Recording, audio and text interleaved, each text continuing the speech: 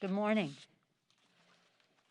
While we celebrate and observe Martin Luther King Day Monday, today is actually Reverend Martin Luther King's birthday. And as we observe it in this extraordinary time, it's important to remember his words, all of them so appropriate, one time or another. Today I remember him saying, "True peace is not merely the absence of tension, it is the presence of justice." I particularly am drawn to that phrase because one of my favorites that I have in my office is Pope Paul VI. He said, "If you want peace, work for justice." The connection is very clear. Justice is called for as we address the act of insurrection that was perpetrated against the Capitol complex last week. Right now, our managers are solemnly and prayerfully preparing for the trial, which they will take to the Senate. At the same time, we are in transition. With a COVID relief package, President-elect Biden announced last night he is delivering on what he said when he was elected. Help is on the way. His plan makes big, bold, urgent action building on some of our Democratic initiatives in the last Congress, including an increase in direct payments to $2,000, vaccine distribution and testing support in a fair and equitable way, addressing the disparities in access, additional aid for small businesses, funding for state and local governments to protect our heroes' jobs, extension of unemployment benefits, help for renters, for food insecure people, and for our children. As the last jobs report of the Trump administration shows, the need could not be more urgent. Moody Analytics says, this morning, they say that this package, the rescue and recovery package put forth by Joe Biden last night, this package will take us to full employment by 2021, one full year earlier than it would occur without it. 2021 versus 2022, one full year earlier. In just 5 days, Joe Biden and Kamala Harris will be sworn in as President and Vice President of the United States. Following the attack last week on the Capitol complex, there's been unprecedented mobilization of security in the Capitol. I want to express gratitude to our Capitol Police, to the National Guard who are present here to protect our democracy. They have shown great courage. We're very proud of them, and I was honored to be able to extend gratitude to them in person on behalf of the Congress. We must subject this whole complex, though, to scrutiny in light of what happened and the fact that the inauguration is coming.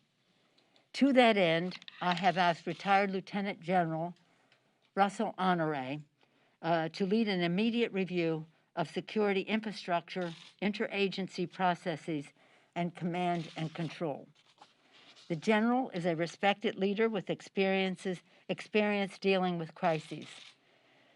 As a former Vice Director for Operations, J3, with the Joint Chiefs of Staff, his focus was military support to civilian authorities, and he has experience with the National Capital Region's security. House leadership has worked with General Honore, seen up close and personal his excellent leadership at the time of Katrina. Particularly Mr. Kyburn was the head of our Katrina task force. So he and I and others know full well how fortunate we are that the General has accepted as willing to do this. Members are moving forward with strong oversight from committees, of course, to have after-action review. There is strong interest in the Congress in a 9/11 type commission, an outside commission, to conduct that after-action review. In the meantime, I'm very grateful to General Honore for taking on this responsibility. I find this to be a very emotional time. I've said to the members, we're very passionate to our reaction to this assault on our democracy, on this temple to democracy.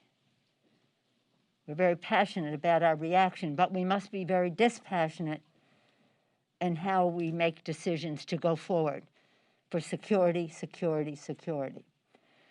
As I see many of the films and the incitement of it all by the President of the United States, but as you see the film, one figure, so many disgusting images, but one figure of a man in a shirt with Auschwitz on it. Auschwitz. Work equals freedom, Auschwitz. This is in this January, 1 year ago.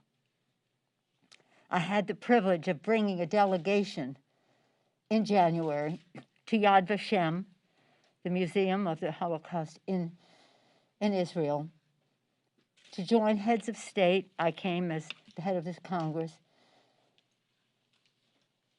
to observe the 75th anniversary of the liberation of Auschwitz-Birkenau. On the way to Israel, I brought the delegation to Auschwitz and Birkenau. Probably one of the most transformative national security visits that we have made. All of our travel outside the country is about our national security. And so was that. To see the dehumanizing of people that was perpetrated there was so overwhelming.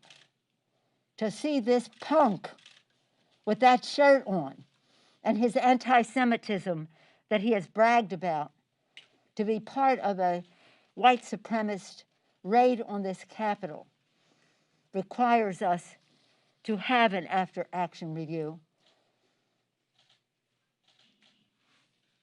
to assign responsibility to those who were part of organizing it and incentivizing it. In the meantime, we're grateful to General Honore for making some recommendations to us on how we can keep our members safe, our staff safe, the people who make the building function, our custodians and the rest, who had to clean up after this insurrectionist mob. But security, we take an oath to protect and defend the Constitution, our democracy. And that is what we will do. And we will protect all of those who are here to honor their oath of office. Questions? Yes, ma'am? Thank you, Madam Speaker. Can you tell us a couple things on scheduling? Is there any update on when you might send the article of impeachment to the Senate? And secondly, can you tell us how quickly the House might take up President-elect Joe Biden's recovery package? Well, let me start with that. We're very pleased with what the Vice President put forth last night. I'm eagerly awaiting some of the particulars of the vaccine proposal that will come out this afternoon, because this is a matter of complete urgency. As the Vice President said last night, this administration, the Trump administration, handled the distribution of the vaccine in a very disappointing way. He used stronger language. But now we have to move on and do it in the right way, and that will require resources, which will require legislation. How it will be done effectively, we'll know more about. I have some idea about it because we've made suggestions in that regard. But I think that the message of last night and later today from the Vice President will be a message of hope to encourage people to, again, when it's appropriate for them to receive the vaccine, to do so. But as was said, as will be said, it's not just about the vaccine. It's about testing and distancing and all the rest as we go forward so that we can crush the virus, which is what we must do. Crush the virus so we can open our schools and our businesses, honor our heroes who are on the front line of this, our healthcare workers, our police and fire, first responders, transportation, sanitation, food workers, our teachers, and put money in the pockets of the American people so that the lives and the livelihood of the American people are addressed. So we're hoping that we can work in a bipartisan way as we go forward. In terms of the timing, as I mentioned, 1 week ago, on January 6th, there was an act of insurrection perpetrated on the Capitol of the United States, incentivized by the President of the United States. 1 week later, Wednesday to Wednesday, that president was impeached in a bipartisan way by the House of Representatives. So urgent was the matter. They're now working on taking this to trial, and you'll be the first to know when we announce that we're going over there. Yes, ma'am. Madam Speaker, so a number of House Democrats, you've mentioned a couple of investigations that are going to be going on since January 6th, but a number of House Democrats have signed a letter to Sergeant at Arms and Capitol Police asking them to look into GOP members who may have brought tours through the Capitol on January 5th. What would you like to see done in that investigation? Is there a timeline or any action that may be taken towards members who did bring public groups into the Capitol before January 6th? When we're talking about security, we have to talk about truth and trust. In order to serve here with each other, we must trust that people have respect for their oath of office, respect for this institution. We must trust each other, respecting the people who sent us here. We must also have the truth, and that will be looked into. If in fact it is found that members of Congress were accomplices to this insurrection, if they aided and abetted the crime, there may have to be actions taken beyond the Congress and in terms of prosecution for that. Yes, sir. We all are seeing the extraordinary security measures now in place here on the Capitol and really throughout much of the district. I'm just wondering your level of comfort about next week's inauguration.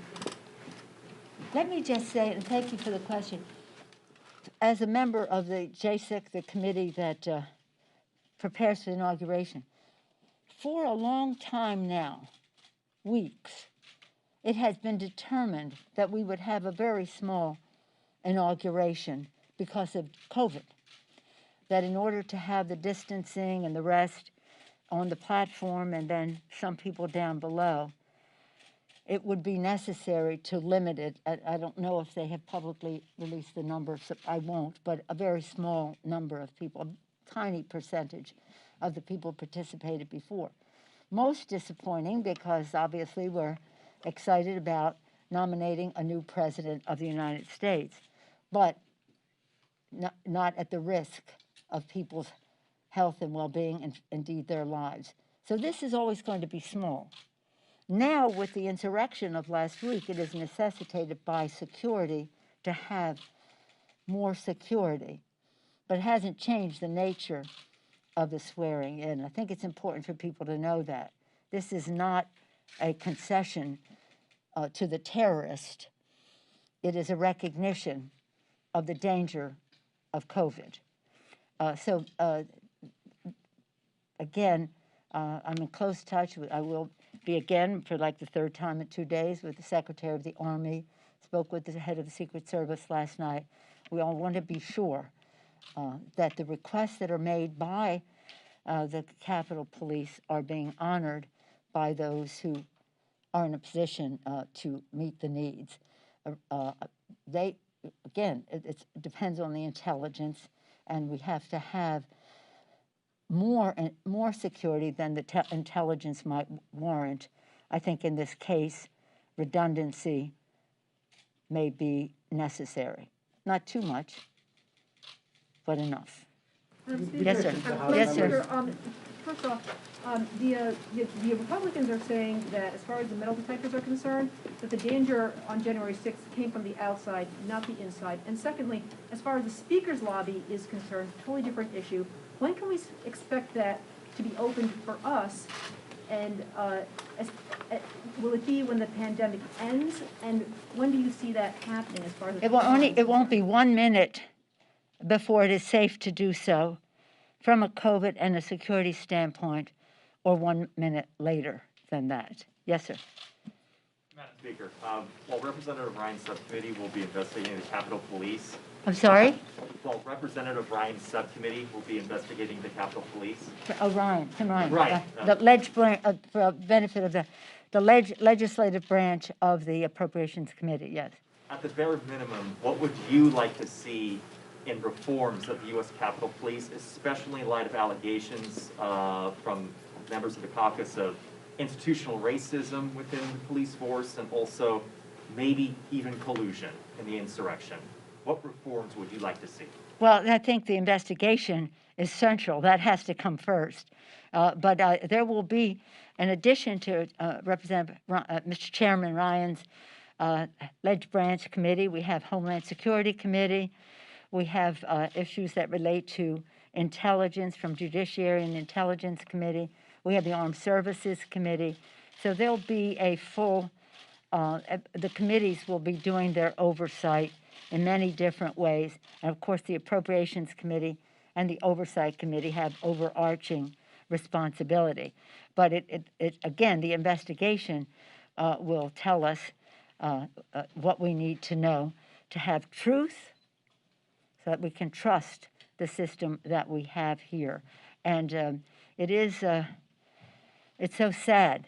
Imagine like 10 days ago, as I said, we really lost our innocence in this because we always prepared to protect and defend from all enemies, foreign. But the Constitution also says, and domestic. And now we have to protect ourselves from enemies domestic. How close within? The investigation will let us know. I said, Could you withhold the article indefinitely? Are you considering withholding the article indefinitely?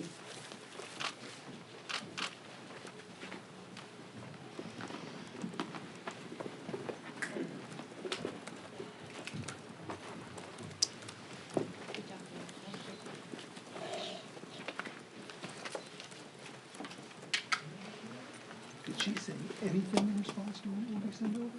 Nope. Why didn't we just ask? You will be the her? first to know is what she said, yeah. What'd she say? You will be the first to know. You, Billy House, will be the first to know. That would She's be gonna call that you. would be lightning in a bottle.